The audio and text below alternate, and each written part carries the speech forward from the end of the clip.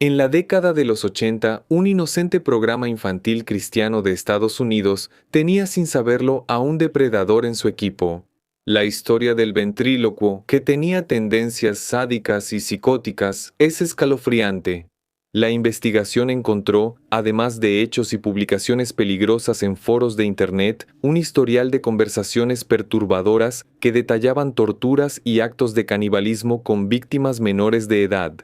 Hoy conocerán la historia de Ronald Brown, quien se hizo mundialmente conocido como el ventrílocuo. Wow.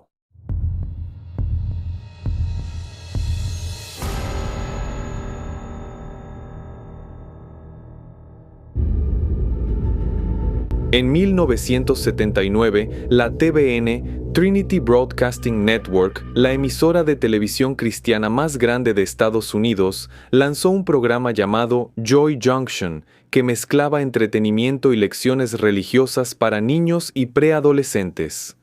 Entre las diferentes atracciones, una de ellas era muy exitosa, el segmento del títere Marty y su compañero Ron. Controlado por Ronald, el muñeco interactuaba con el público, compartiendo lecciones de vida basadas en las enseñanzas de la Biblia.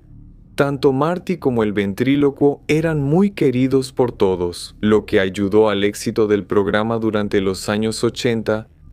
Y fuera de cámara, la vida de Ronald también parecía ejemplar. Ronald William Brown nació en 1955 y era un cristiano devoto. En la época del éxito del programa, él tenía alrededor de 30 años y vivía en Whispering, Wisconsin. En la ciudad de Washington, él estaba grabando y hacía presentaciones en vivo con sus marionetas en fiestas, escuelas e iglesias locales. Toda la comunidad lo veía como una persona divertida, amable y generosa que tenía muy buena mano con los niños. La personalidad carismática de Ronald y su papel destacado dentro del programa hacía que niños, jóvenes y adultos lo admiraran. Y eso se volvía aún más significativo cuando el ventrílocuo realizaba acciones colectivas, como recibir a los niños en el área exterior de su casa, con varios juegos de mesa y bocadillos a disposición, pero siempre con la presencia de los padres. Además, él promovía un miércoles al mes llamado Fiesta de la Pizza, ofreciendo pizzas gratis para los niños de la región, incluyendo el condado vecino, Pinellas. O sea, su comportamiento era aparentemente digno de aplausos para todos los que lo conocían.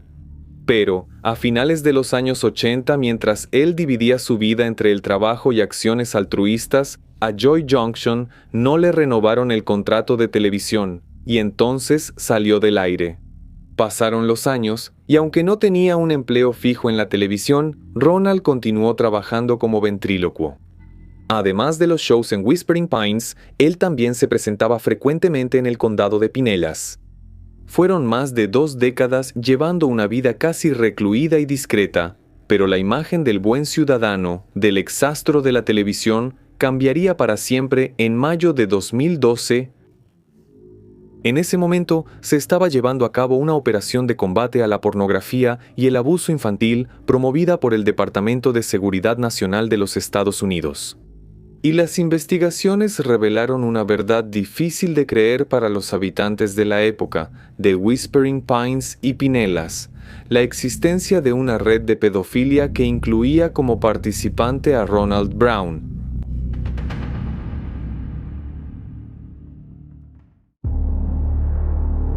Las investigaciones, inicialmente, llegaron a un hombre llamado Michael Arnott, de 38 años que vivía en Kansas.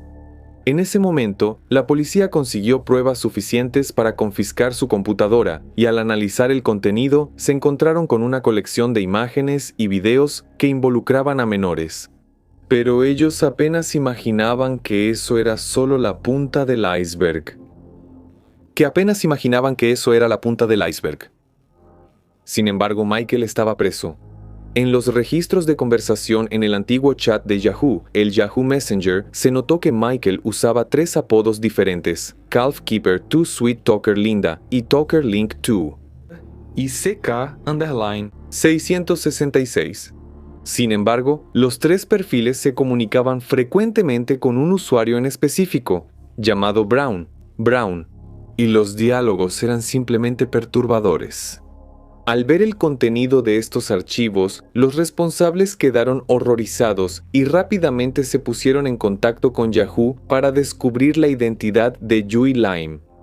Los empleados de la plataforma proporcionaron rápidamente la dirección IP, el correo electrónico y la ubicación del usuario.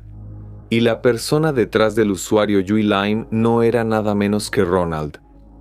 Además de innumerables archivos de imágenes y videos prohibidos intercambiados entre los dos, los mensajes, como mencioné, perturbadores, involucraban temas como abuso infantil, asesinato e incluso canibalismo. Hola, ¿todo bien? Bien. ¿Y tú? También estoy bien. ¿Y sí? Desafortunadamente, él está bien, pero me gustaría tenerlo atado y amordazado en mi armario. Sería un excelente banquete de Pascua. Sí, sus muslos y glúteos serían perfectos para la Pascua. Estoy de acuerdo. Podrías estar pasando el día de hoy descuartizándolo con una olla lista para muslos y glúteos. Tendría tiempo de hacer eso hoy si al menos lo tuviera aquí. Sí. Me quedaría despierto toda la noche, solo aprovechándome de él. Estoy seguro de eso. Le estarías recordando que ese sería su último día. Me imagino sus ojos a punto de salirse. Y llenos de lágrimas. Probablemente también temblando, imaginando su cuerpo siendo cortado y comido por mí.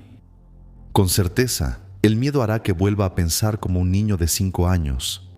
Tal vez pueda decir que, como ya es un chico grande, tendrá el derecho de elegir cómo quiere morir. Eso sería amable de tu parte, darle opciones, aunque todas terminan con él siendo cortado y comido. Podría preguntarle cómo quiere que se haga cada corte en su cuerpo y etiquetar cada parte con un marcador negro. Buena idea.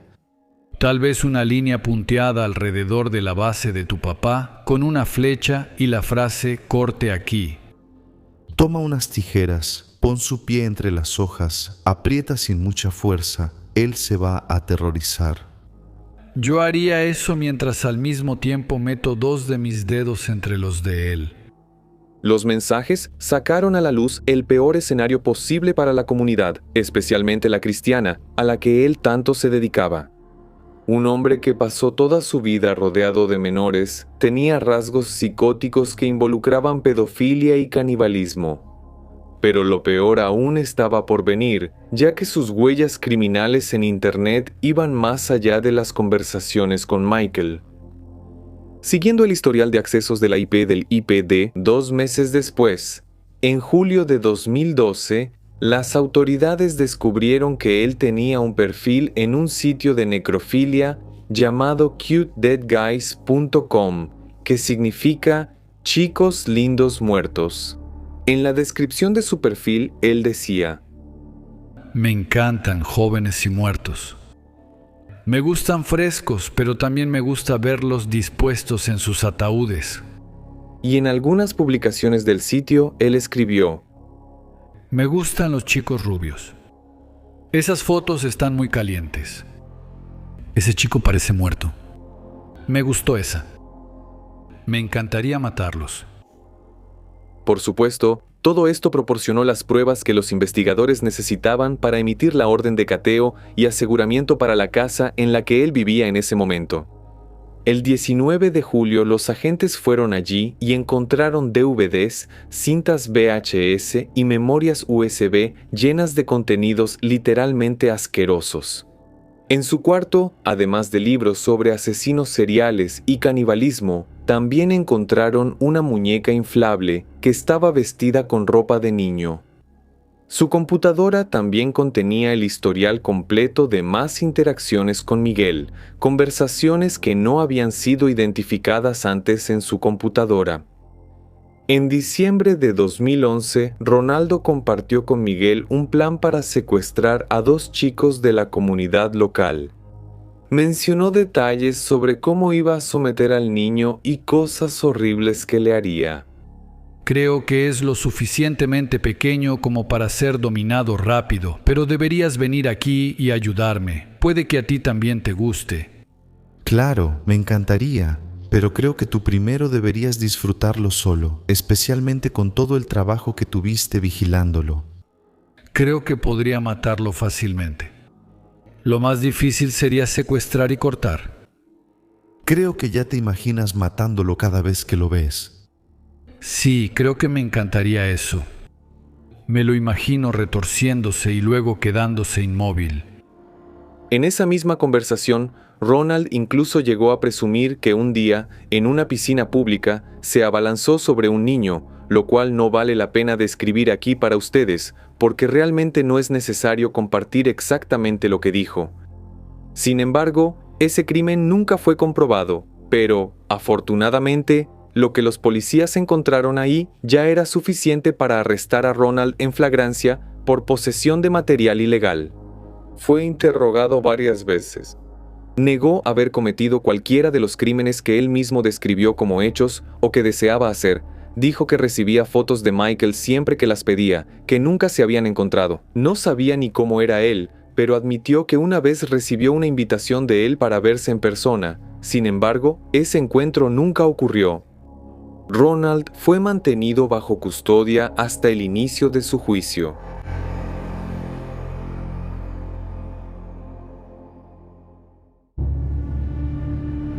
Durante las investigaciones con Ronald aún detenido, se habían descubierto nuevas cosas. En 1998, durante una inspección de rutina en las carreteras de Florida, la policía local identificó un auto que iba con exceso de velocidad y ordenó que el vehículo se detuviera. Quien conducía era Ronald, que, al ser abordado, le solicitaron que presentara los documentos. Sin embargo, la situación tomó un rumbo extraño cuando los policías identificaron algo en el interior del auto: un calzoncillo de tamaño infantil. Uno de los policías, sin mostrar que había identificado eso, le preguntó a Ronald si tenía hijos y él dijo que no. Entonces, cuando le preguntaron por qué esa prenda estaba en el carro, Ronald explicó que era ventrílocuo y que la ropa era usada en uno de sus muñecos. Aunque la justificación era un poco extraña, ya que no es común vestir a un muñeco con ropa interior, normalmente solo la ropa visible es la necesaria. Las autoridades no tenían mucho que hacer ahí y lo dejaron irse. En 2010, 2 años antes del arresto, una vecina llegó a llamar a la policía alegando que Ronald estaba llevando a niños del vecindario a la iglesia sin el consentimiento de sus padres. Fue abordado por la policía y cuando le preguntaron, no negó que daba los aventones. Dijo que era miembro de la iglesia, que todos lo conocían y que no le gustaba ver a los niños caminando solos por las calles. Como eso por sí solo no era considerado un delito, una vez más fue liberado. Y para colmo, se descubrió que Ronald llegó a pedir trabajo en una funeraria local. Algunos creen que hizo esa solicitud, muy probablemente, para poder estar cerca de los cuerpos de los niños que habían fallecido. En julio de 2013 comenzó el juicio, y uno de los factores que más llamaron la atención fue que la fiscalía presentó en el tribunal el perfil de las posibles víctimas de Ronald: niños, rubios, menores y muertos. Sin embargo, las pruebas existentes en su contra eran solo textos y posesión de material ilegal. Su abogado defensor argumentó que, a pesar de lo que se presentó como prueba, Ronald había trabajado durante décadas con niños, siempre controlando sus impulsos, ya que él no había cometido ningún delito físico contra nadie. Quisiera o no, ese abogado tenía razón. Por eso, Ronald, que en ese momento tenía 58 años, solo pudo ser considerado culpable por posesión de material ilegal y así fue condenado a 20 años de prisión sin derecho, libertad condicional, como el juez resaltó el peligro que corrían los niños de la región con un posible depredador como Ronald cerca.